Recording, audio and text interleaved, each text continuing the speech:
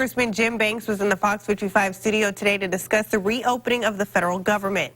Fox 55's Abby Jackson is live in the studio with more. Abby. Malia, the congressman stopped by to talk about the shutdown and other news coming out of Washington. He says he stands behind the president and is hoping they can come to an agreement over the next 3 weeks. Congressman Jim Banks says he's looking forward to the work in Washington over the next 3 weeks.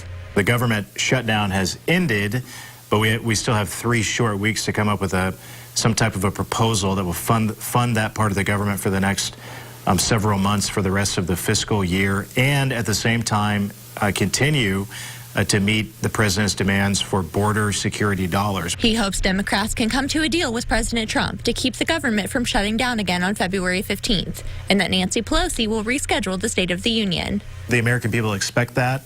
This is a long-time tradition in our country, and for her to cancel it, I thought was petty. Banks also says he doesn't blame the president for the historically long shutdown, despite President Trump saying he would take responsibility for it to secure the southern border with a wall. There is a lot of good reason to build it, to fund it.